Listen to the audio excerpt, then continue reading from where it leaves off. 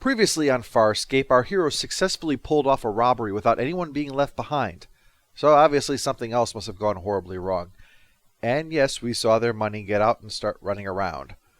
Of course, they don't know that yet, so they spend some time on character stuff, like Dargo reminiscing about his son. The heist was to get money to buy his freedom. Dargo was a prisoner on Moya because his Sebastian wife was murdered and he was falsely blamed for it. But before that happened, he sent his son away thinking that he'd be safe, unaware that as a future Moya crew member, safe meant a life of backbreaking labor as a slave. Still, things have finally turned around. I would like to bid on Lot Kisha 4. Apologies, Lot Kisha 4 are unavailable. What? Oh, for fuck's sakes. The only way you guys will catch a break is if break is the name of a virus that makes your ass bleed. The entire lot of slaves was bought at triple the price, and you can guess by who? Yep, Scorpius managed to survive, and you can imagine the message he sends. Crichton surrenders to Scorpius, or Dargo's son dies. Lexans have a thing called hyper rage.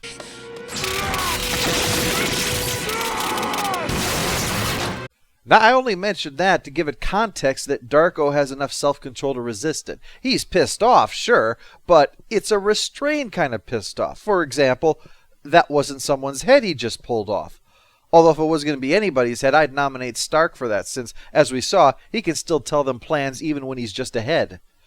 Stark figures that Scorpius must have traced the break-in back to his console and gotten the information that way. Whoops. As I said last time, there was a really big wedge between Dargo and Crichton, so guess who gets blamed for this? Stark? No, Crichton. Dargo reasons that if Crichton had backed up the plan right away, they would have pulled it off before Scorpius had arrived. And while the reasoning is pretty specious, people often don't make sense when they're mad. And of course, to make the day worse, there's Jothi, his son, chastising him for failing to save him. You know, I thought ghosts like that only came last week at Christmas. You know what you have to do. I can't. This is, obviously, the reason that Scorpius probably sent the message. Prove by Crichton.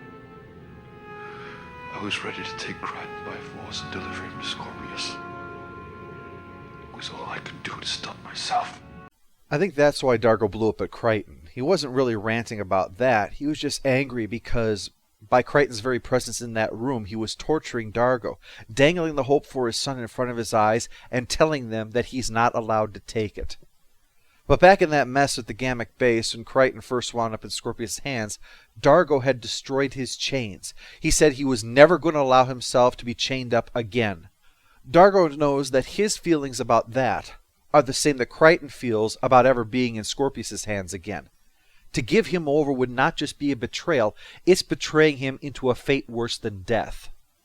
Meanwhile, we find out that Scorpius has Dargo's son in a less immediate sense and in more of a we own the haystack but where the hell is the needle situation. Dealing with Blue Crab Group and her lackey only succeeds in further pissing Scorpius off, and she seems to think that this is all still a game between them, unprepared for his open hostility in the face of Crichton slipping away and, of course, nearly having his head blown up by his own coolant system. Still, Scorpius is always fixated upon the goal, so he sends his lackeys to go find Jothi and tells her she can have the rest of the slaves. Maybe they can start that marching band she's always dreamed of. Meanwhile, in the face of Dargo's anger and the inevitable sense that Jothi's fate will be his fault, Crichton has decided to set up a second plan, using the money from the first plan to finance it. And that is the money they're planning to use, scurrying about the place, to remind you how well their plans usually go. Even success is ultimately horrible failure. However, this time it's all about piling all those bad experiences up to try to make one good one out of them. And this involves a Mark II version of Mid-Season 1.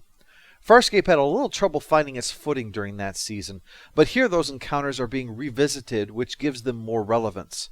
They're going to hire the people who were formerly up against them to help them pull this off. Anyone have a problem with that?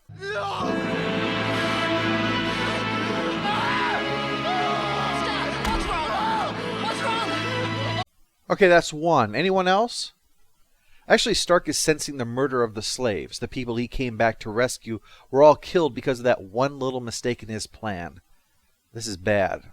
Besides the whole obvious fact that mass murder is a serious faux pas, Stark is going to be completely unreliable on this mission for fear that he would allow his desire for revenge to get in the way of rescuing Jothi. But this is the only plan they have, so they split up into 3 groups. Erin in her prowler, Dargo in the cargo pod, and Crichton and Head Scorpius in his Farscape ship. Like it or not, Scorpy, I know how you think. We're sharing now. And that's how I'm gonna beat you. Perhaps you only believe that because that's what we want you to think. And he may be right. With the pressure of his ultimatum, Scorpius knows that Crichton will be compelled to attempt a rescue of some kind, and is preparing for that. And that's why he's pissed off, because further delays in getting Jothi means Crichton has more time to work on preparing whatever he does. And given what happened in Part 1, that's something Scorpius really can't afford to take chances with. And of course, Cobalt Babe just can't resist still playing the game. Why do you want him so badly? You destroyed my gimmick base. Revenge? Let's all go to the lobby. Let's all go to the lobby. He's not a Scarron. You wouldn't waste your hatred on anything else. This is why I can't have you around. You know me too well. The lack of trust and conspiring against each other, that's the problem the villains have, and why the heroes will always win, because they are united in their cause. 50-50? All right, but just enough so no one notices. Even if that cause is stealing from each other. Except they now notice the money is missing, and they note that the only untrustworthy people on board are, well, each other. So it couldn't have been stolen. And that's probably got something to do with it. Oh no, it's the replicators! No, wait, that's their money. As Bluey will later tell Scorpius, she tried double-crossing him by giving him creatures that, in their dormant state, look like metal ingots but are actually things that eat metal, as further part of the game that she thinks this all is. Well, Crichton's the first we see meet his target, the Tavlex, who have this extremely kick-ass gauntlet that fires lasers and makes you a super warrior. Right now the guy he's found has taken it off, though. He has renounced the ways of violence and become a spiritual man. Well, obviously Crichton can't turn a man of peace back to a path of war and death. It's a tool of destruction. That's why I want it. Oh, I forgot we're not dealing with the touchy-feely Federation here. Back on Moya, the problem with their money destroying things is getting worse. Even attempts to vent them into space fail. This issue is really building towards one big climax. That's not what it looked like. I mean, Dargo's not even on the ship. Chiana is trying to capture a creature for study. While they work on that, Erin's working on her problem, finding a Xiang named Turok, kind of a frog-like guy who belches fireballs that can burn through armor plating. Except that Turok is a disaster. His ship is screwed and he's wounded, but they need to be able to burn through walls, and he's their best hope. Unfortunately.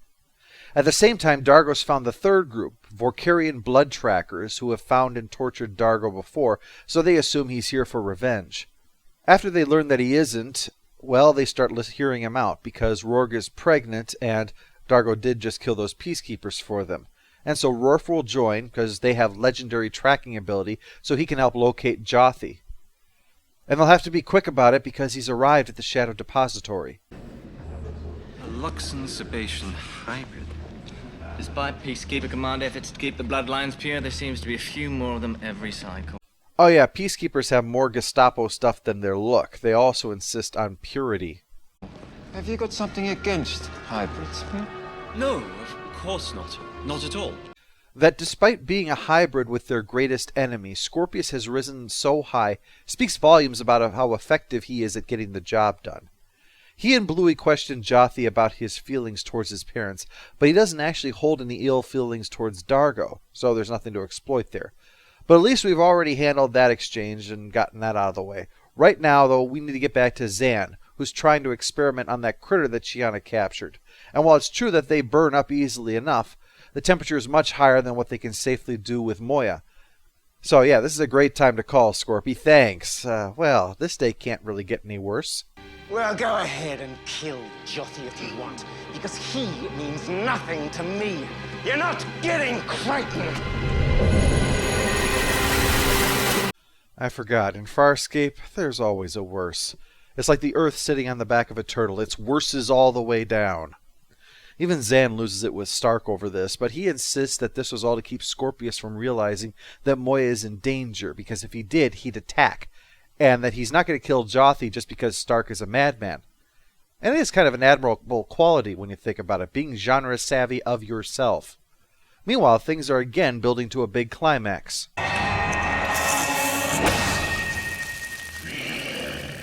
Now that time it was what it looks like. The title of this particular episode is With Friends Like These, because as you can see, most everyone is being a rather unhelpful friend. Whether it's Dargo being tempted to trade Crichton for Jothi, or Chiana and Rigel trying to steal some of the loot, or Stark being Stark, or these two with each other. And of course there's also the mercenary army that they're putting together, all former enemies that they are now paying to be their friends, for the moment anyway. But that's not stuff that's easily forgotten. Oh, but first these mercenary Avengers must assemble. Crichton still needs to get Bekesh to give him that gauntlet, which is getting easier because they also have an addictive aspect to it. So in the end, Bekesh gives away the location, but says that at its current dose, it'd kill Crichton. So he's going to have to be the one to use it. Why should I trust you? You said there was currency in it for me. Lots of it. What about your great reformation? It's easier to reform when you're rich. I'm not sure about that, but hell, I'd be happy to give it a try. Back on Moya, Zan says there's only one way to deal with these creatures. She has to start a big fire inside of Moya. That is as bad as it sounds. Also, it's another example of the title, really. But earlier this season, the well-being of Moya was placed in Zan's hand by the Builders, those who had created the Leviathans, and took their own sweet time in getting around to finally dealing with the whole issue of Moya and her offspring. What did you expect? They're builders! Have you ever seen a film where the hero is a builder? No, because they never fucking turn up in the nick of time! Well, with Moya about to be incinerated on purpose, Rigel figures now's the time to get the last of the help that they need. Xenatan pirates with their flax net. It'll help ensure that Moya and the crew can escape. The only problem is that the pirates are now under the command of Rigel's enemy, Baldy. I forget his name, but it doesn't matter because all you need to know is that they despise each other. So when Baldy refuses to deal and threatens Rigel, Rigel just kills him. And really, that is how you should deal with your nemesis. I mean, it's not necessarily dramatic, but doing it quickly and without posturing makes sure that you do it right. If Baldy hadn't bothered with trying it all dramatic and all that, Rigel would probably be the one who's dead right now. Speaking of dead meat, now it's time to ignite Moya, and right in time for Crichton to return and wonder WTF. It probably makes you all the more convinced the place will fall apart without you if you leave for a few days and come back to find the crew has set the ship on fire and there's no money to pay off your team of mercenaries. At least Rigel's got something out of it. Vengeance, Game of Thrones style. And being a severed head, perhaps he can find some way to provide advice to the crew like Stark did. Well, with all these downswings in their luck, Dargo is pissed off and rants about Crichton. Always too late to help him. But that's when Dargo finds out just what kind of friend Crichton is, because the reason he can't find him isn't because Crichton is hiding somewhere from him. It's because Crichton turned himself into Scorpius to save Jothi. Probably not the move Scorpius was expecting, but Crichton likely suspected that Scorpius wouldn't be so petty as to kill Jothi for no reason, and risk provoking the Moya crew into doing something disruptive. You win.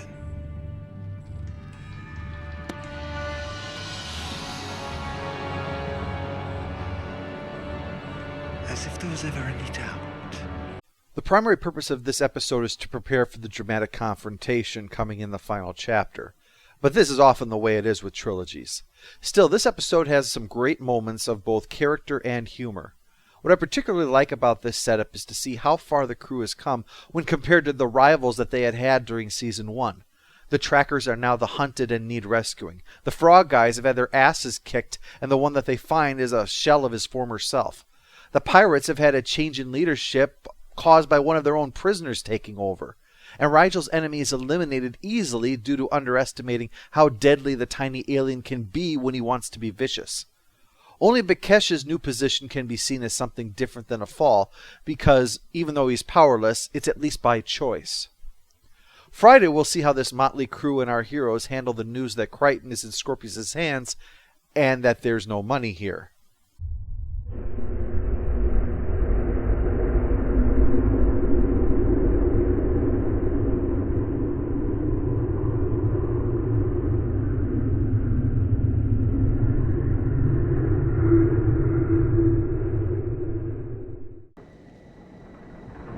flossing could help you with that gingivitis.